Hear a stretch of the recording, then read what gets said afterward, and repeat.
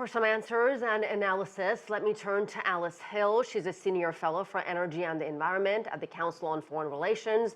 She also co-authored the book, Building a Resilient Tomorrow, How to Prepare for the Coming Climate Disruption. A perfect person to be speaking to. Alice, how concerned are you about this report? Clearly, we are moving in the wrong direction.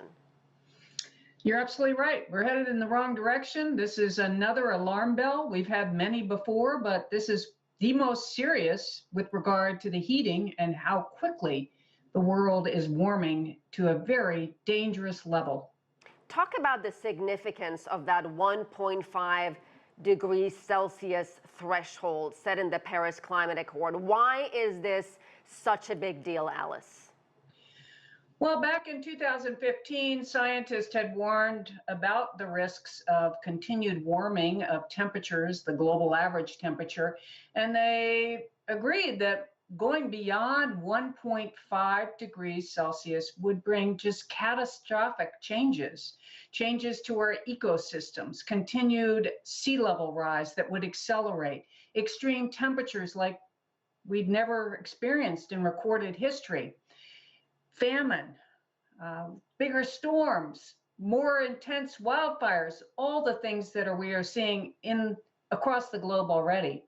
They warned that if we cross that barrier of 1.5 degrees, with every degree of additional heating, we would see even worse events. And the world, institutions, people simply aren't prepared for that type of climate.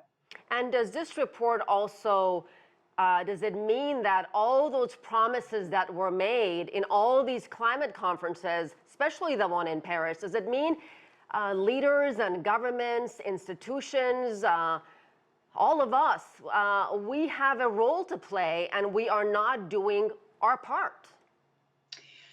Everyone does have a role to play. Those countries that are the greatest emitters, China, my own, have a particularly big role to play. If we just looked to the largest economies and had those economies significantly reduce very rapidly the greenhouse gas emissions that are causing this heating, we could keep ourselves to safe levels.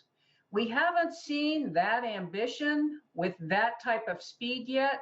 This report tells us we need to act faster and with more vigilance today. And Alice, at this point, can this trend be reversed or is it too late?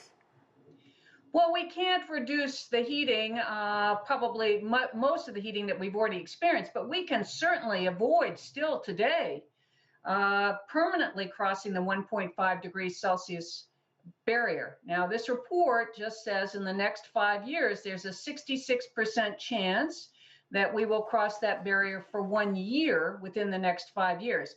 It's very noteworthy that in 2015, when the Paris Accord was signed, there was almost zero chance that would happen, that we would cross the 1.5 degree barrier. But now here we are, much faster than scientists predicted and much faster than I think our policymakers predicted as well. That tells us we need to act more vigorously today. Yeah, I think you're right. Alice Hill, thank you.